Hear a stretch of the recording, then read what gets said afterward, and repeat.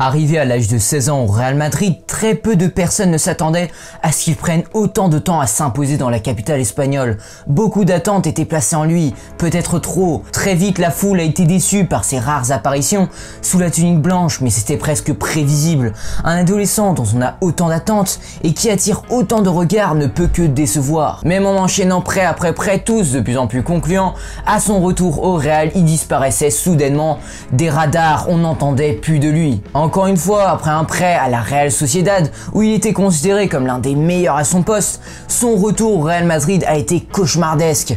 Le 11 de Zidane semblait intouchable alors même que son talent saute aux yeux. On est donc reparti pour un nouveau prêt, cette fois-ci du côté de Londres. De son côté, Arsenal va beaucoup mieux. 6 matchs sans défaite, 16 points pris sur 18, alors qu'on parlait de son licenciement il y a quelques mois de ça, Arteta semble avoir trouvé la bonne formule. 16e de Première Ligue il y a un peu plus d'un mois, ils sont désormais en haut de tableau avec autant de points que Chelsea. Preuve que faire confiance à un entraîneur sur le long terme peut payer. Comme Chelsea l'a fait avec Lampard, les Gunners auraient très bien pu se débarrasser d'Arteta, mais ils ont décidé de lui laisser du temps. Résultat, Arsenal est l'une des équipes en forme ces derniers temps en Première Ligue. Tant qu'on y est, reste plus que la cellule de recrutement d'Arsenal montre enfin un peu d'intelligence. Mais bon, vous allez me dire que c'est impossible, ils ont quand même recruté un Mustafi, un Socrates pour se renforcer en défense, prolonger un David Luiz et recruter à prix d'or Willian qui ne sert qu'à barrer les jeunes. Mec, ils viennent de recruter Odegaard. Non. Ouais. Odegaard? Non mais je t'assure. Hein. Non, Odegaard? Ah mais c'est pas une blague hein. Bah alors si même Arsenal commence à être performant au niveau de la cellule de recrutement, le club londonien vient en effet d'officialiser la venue en prêt de Martin Odegaard en provenance du Real Madrid tout récemment. Un énorme coup sur le marché des transferts, d'autant plus qu'il coche presque toutes les cases pour Arsenal. Pourquoi Odegaard est la recrue idéale pour Arsenal et surtout, pourquoi est-ce qu'il n'arrive toujours pas à s'imposer au Real Madrid? C'est ce qu'on va voir dans cette nouvelle analyse. Bienvenue à Footland, le monde du football.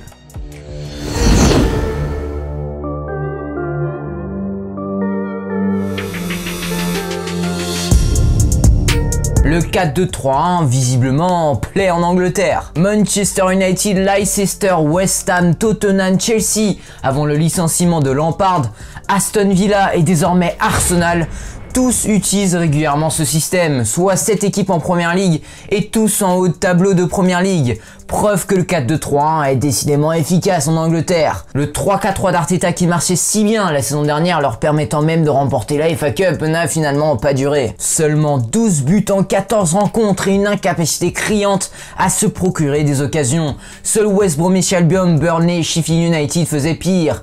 Les protégés de Mikel Arteta ne marquent pas dans le jeu et doivent se contenter de quelques miettes sur le coup de pied arrêté pour trouver le chemin des filets. Une équipe trop statique, trop vieillissante, sans une once de créativité, capable d'apporter la lumière, incapable de contourner un bloc bas et surtout friable derrière, les Gunners sont tombés bien bas avant de se relever aussi vite qu'ils ont chuté. Il fallait absolument d'un électrochoc pour sortir d'une telle spirale et ce fut contre Chelsea que tout a changé. Pour ce match ô combien important, Arteta tente un coup de poker et change enfin complètement de système. Fini le 3-4-3 et le 4-3-3 place un système plus malléable, le 4-2-3-1. Surtout Arteta a enfin compris qu'il fallait miser sur les jeunes. Je dis enfin parce qu'il a pris du temps. Willian n'est pas sur la fiche de match et Aubameyang sur le banc. Faites place à Tierney sur le flanc gauche de la défense, Martinelli et Saka sur les ailes et Smith Rowe, espoir du club, en numéro 10 derrière Alexandre Lacazette. Résultat, les Gunners éclatent 3-1, Chelsea complètement perdu sur le terrain. Convaincu, Arteta renouvelle l'expérience au cours des 4 matchs suivants en Première Ligue. Une expérience couronnée de succès puisque les canonniers prennent 10 points sur 12. Et surtout 11 buts en 5 matchs et des buts dans le jeu, bordel. Bon, pour autant, l'animation reste perfectible. En témoigne la rencontre face à Crystal Palace, un adversaire compliqué à manœuvrer depuis des années pour les Gunners. Face à une configuration qu'ils n'affectionnent pas du tout, à savoir un 4-4-2 bien organisé, très bas et très compact, Arsenal a le ballon, mais manque d'inspiration pour surprendre leur adversaire. Un manque de présence sur les centres met la défense de Crystal Palace dans un certain confort. Face à Newcastle, les Gunners ont seulement trouvé des brèches en seconde mi-temps lorsque les Magpies se sont découverts et ont laissé de l'espace dans leur dos. Et justement, l'arrivée d'Odegaard pourrait être le remède à une animation offensive qui peut manquer d'inspiration, surtout face à un bloc bas. Le 4-2-3-1 de Arteta exige un pur numéro 10 dans le 11. Depuis le départ de Özil, Arsenal est à la recherche d'un milieu créateur et a considéré la venue de plusieurs grands noms tels que Julian Brandt, Emile Buendia ou Dominique Szoboszlai. En effet, à Arsenal, très peu de joueurs peuvent jouer à ce poste et celui qui s'est avéré être le meilleur et le plus créatif à cette position, c'est Smith Rowe, un jeune du centre de formation des Gunners qui découvre tout juste le monde des professionnels. Arsenal croit en lui et voit en lui comme un futur grand joueur, mais ne veut pas sauter les étapes dans sa progression. Il est encore jeune et la direction sait très bien que mettre toute la pression sur ses épaules pourrait l'exténuer et brûler ses ailes. Les Gunners le voient donc plus comme un joueur de rotation qui pourrait apporter de la concurrence plutôt qu'un vrai titulaire indiscutable. Et Arsenal a choisi Odegaard pour ajouter de la profondeur à ce poste. Et ça tombe bien puisque le 4-2-3-1 convient parfaitement aux Norvégiens qui pourraient alors pleinement s'exprimer. C'est vraiment le système parfait, un système qui connaît par cœur. Il a bien plus de liberté et peut se balader entre les lignes dans un 4-3-1. C'est donc très dur de défendre sur lui. Dans un 4-3-3, il est beaucoup moins à l'aise. Il peut jouer en tant que numéro 8, mais il n'a pas le double pivot derrière lui qui lui permet d'avoir beaucoup plus de liberté et moins de charge défensive. Je pense qu'il y aura certainement une grosse bataille entre Smith Rowe et Odegaard pour ce poste, mais malheureusement pour l'anglais, ça va être dur de concurrencer avec le norvégien. Mais je ne pense pas qu'il va freiner l'évolution de Smith Rowe pour autant. Je pense qu'il va beaucoup apprendre aux côtés du norvégien parce qu'il est sensationnel. Avec la Real Sociedad l'année dernière, beaucoup le considéraient comme l'un des meilleurs leaders créatifs en Europe. Si on regarde sa charte sur Smarter Scout, un site qui note le joueur avec des vrais analytics et des data, on peut voir que le Norvégien a permis à son équipe de créer énormément d'occasions. C'est un joueur qui porte très bien le ballon et qui permet à son équipe de progresser sur le terrain. Un profil qu'Arsenal manque clairement dans son effectif. Il a vraiment ses capacités également à éliminer ses adversaires avec aisance balle au pied. C'est un milieu de terrain qui dribble bien plus que la moyenne. Il y a une stat qui est incroyable. La saison dernière, balle au pied, il est entré en moyenne 3,2 fois dans la surface de réparation en 90 minutes, ce qui faisait de lui le 7e meilleur joueur de Liga sur ce point-là. C'est vraiment un joueur qui prend des risques à l'image de Bruno Fernandes. Il prend des risques et il a le talent. Donc beaucoup de ses passes finalement traversent la défense. Il rate de temps en temps des passes, mais ça montre son envie d'aller vers l'avant et de faire progresser son équipe. Le 4-2-3-1 est aussi le système qui convenait parfaitement à Özil et la capacité à Odegaard de progresser avec le ballon avant de lancer une merveilleuse passe traversant tout le bloc adverse avant d'atteindre un de ses coéquipiers fait penser à l'Allemand, mais le Norvégien est tout de même bien plus à l'aise dans le pressing. Physiquement, il est capable de faire beaucoup plus de distance et d'harceler l'adversaire, ce qui va plaire à Arteta qui semble vouloir mettre en place un gros pressing au club londonien. En fait, Odegaard a tout pour réussir à l'Emirates Stadium. Il faut juste que ses blessures le laissent tranquille. Mais alors, s'il est aussi fort, s'il est aussi talentueux, pourquoi est-ce qu'il n'arrive toujours pas à s'imposer au Real Madrid ?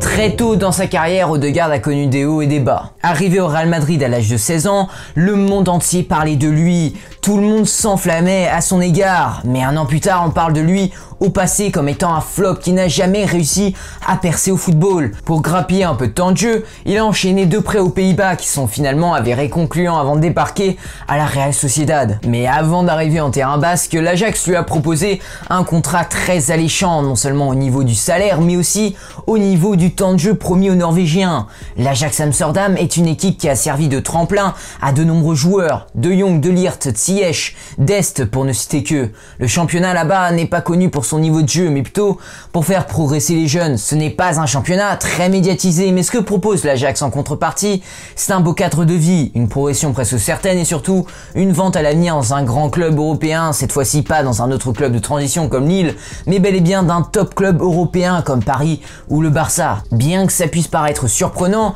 Odegaard a refusé, préférant rester au Real Madrid pour réaliser son rêve, devenir un titulaire en puissance dans le 11 de Zidane.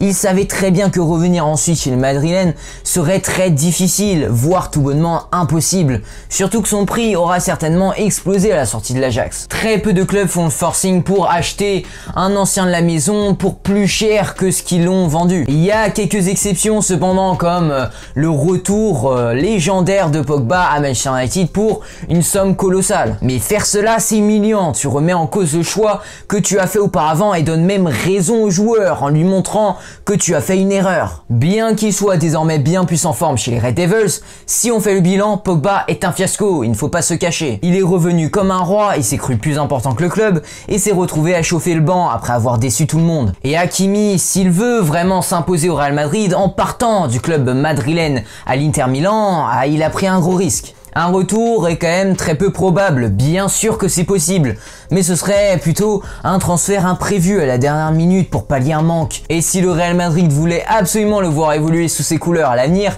il aurait envoyé en prêt comme tous les autres clubs cherchant à polir leurs pépites. Odegaard veut absolument s'imposer au Real Madrid et donc il est resté, c'est aussi simple que ça. Mais ça n'enlève pas le fait que la proposition de l'Ajax était très salivante, la preuve, elle a déjà séduit de nombreux jeunes. Ça montre à quel point Odegaard rêve plus que tout autre de ce maillot madrilène. Et son choix de débarquer en prêt à la Real Sociedad va exactement avec son envie d'être un madrilène sur le long terme à l'avenir. Le club basque évolue en Liga, en Espagne. Il pourra donc montrer à Zidane qu'il peut aussi être performant sur le territoire espagnol et non seulement dans un championnat avec un niveau plus faible comme celui du Pays-Bas. Et surtout, il brillera dans le même pays que le Real Madrid et va même pouvoir les affronter pour leur montrer qu'il mérite une place chez eux. Odegaard va d'ailleurs être titulaire par 2 fois contre le club madrilène et va même marquer un but dans une folle rencontre qui s'est terminée sur le score de 4-3 pour la Sociedad. La mission est remplie avec succès. Il a performé face au Real et surtout, il a montré aux yeux de tout le monde dans un des championnats les plus médiatisés qu'il n'a pas perdu de son football. Loin de ça et qui ne compte pas s'arrêter là. Durant ses 3 prêts successifs, ce n'est pas sa science de la passe ou cette technique hors du commun qui a surpris l'Europe et la direction madrilène. Si en 2015 le Real Madrid l'a recruté au nez à la barbe de nombreux gros clubs européens, c'est bien pour ça. C'est bien son caractère et son leadership sur le terrain dans une équipe remplie de jeunes talents qui a dû surprendre bon nombre d'acteurs madrilènes. Il avait vraiment ses capacités à faire basculer une rencontre à lui tout seul. À son retour de prêt, les détracteurs qui le traitaient d'éternel espoir le voyaient désormais comme le grand successeur de Toni Kroos ou de Modric au milieu de terrain. Vous ne pouvez pas savoir la vitesse à laquelle ils ont changé d'avis à son sujet. Lorsqu'il a marqué contre le Real Madrid sous le maillot basque, et figurez-vous que le public madrilène s'est levé pour l'applaudir. Donc bon, vaut mieux pas se mettre tous les supporters du Real Madrid à dos. Martin Odegaard est vraiment un joueur extrêmement apprécié par les madrilènes et même en général en Europe, il y avait une énorme hype à son retour. Donc personne ne s'attendait à ce que ça se passe aussi mal. Pourtant, il aurait dû être extrêmement utile à Zidane en cette première partie de saison. Mais finalement, le Français ne l'a quasiment pas utilisé. Quand je dis quasiment pas utilisé, c'est vraiment quasiment pas utilisé. Je parle de 367 minutes, soit à peine 4 matchs. Zidane, tu crois que c'est du respect ça mon garçon? Et justement, en parlant de Zidane, selon moi c'est bien lui la cause du mal-être de Martin Odegaard à Madrid. Quand un joueur n'est pas titularisé dans une équipe, suffit souvent de regarder 2 secondes qui est sur le banc pour comprendre qui est le coupable. Et dans le cas d'Odegaard, c'est certainement Zidane. Il n'est clairement pas dans les plans de Zizou. Bon, le Français a quand même essayé le Norvégien au tout début de saison durant la première journée de Liga face à justement la Real Sociedad. Et il a même fait des efforts en abandonnant son 4-3-3 pour un 4-2-3-1 comme la Real Sociedad avait l'habitude de s'aligner avec Odegaard pour que le Norvégien se repère rapidement dans sa nouvelle équipe. Bon, vous devinez la suite? Ça s'est mal passé. Ce jour-là, le joueur a certes mal joué, mais finalement, c'est toute l'équipe qui est passée à côté.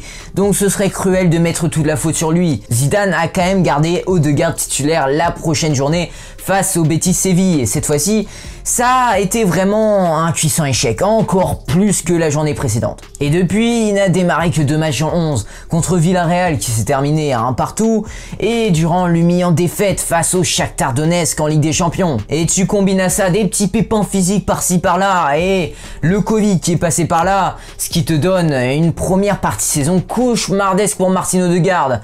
Difficile de faire pire en fait. Désormais, c'est extrêmement difficile pour Odegaard de s'intégrer dans le 11. On le sait, Zidane compte sur ses hommes forts et ne va que très rarement faire des changements dans son 11. Kroos, Modric et Casemiro sont imbougeables dans le 4-3 de Zizou. D'ailleurs, j'ai souvent dit que j'aime le fait que Zidane compte sur ses hommes, mais là on voit clairement un gros défaut dans son management. Finalement, très peu de jeunes joueurs peuvent exploser avec Zidane car il va toujours privilégier les mêmes. On peut presque parler d'une hiérarchie presque impossible à remettre en cause. Maintenant, vous comprenez mieux pourquoi les Hakimi et les Reguilon ont préféré fuir la capitale espagnole. Mais finalement, pour le Norvégien, c'est pire encore que d'autres joueurs essayant tant bien que mal de se trouver une place dans le 11. On dirait qu'il a un traitement de faveur. Zidane ne le voit même plus comme un joueur de rotation. Il ne l'utilise même plus pour ne serait-ce laisser au repos Modric ou Kroos. Je pense personnellement que si un jour Odegaard devient un titulaire indiscutable de ce 11, ce ne sera pas sous la direction de Zidane. Et le français est d'ailleurs très menacé ces derniers temps avec tous ces mauvais résultats. Et je pense que le Norvégien a hâte qu'il se fasse licencier pour enfin s'imposer dans ce putain de 11. Mais bon, il ne va pas attendre bêtement que le français se fasse licencier. Il faut qu'il trouve du temps de jeu pour ne serait-ce maintenir son niveau. Il a donc demandé à la direction un départ en prêt. Deux options s'offraient alors à lui, soit un retour à la Real Sociedad où il s'était tant épanoui, soit une nouvelle aventure dans un nouveau pays avec Arsenal. Arsenal offrait plus d'argent et a proposé un contrat plus juteux. Donc un petit appel avec Arteta et voici Odegaard officiellement joueur d'Arsenal. Et les gars, est-ce que vous pensez qu'Odegaard va un jour s'imposer au Real Madrid? Dites-moi tout ça dans les commentaires. Abonnez-vous pour ne rater aucune de mes prochaines vidéos. Je sors une émission sur le monde du football tous les mercredis à 18 h. Sur ce, moi je vous dis à la prochaine pour une nouvelle analyse palpitante. Je vous souhaite une excellente journée les gars. Ciao ciao.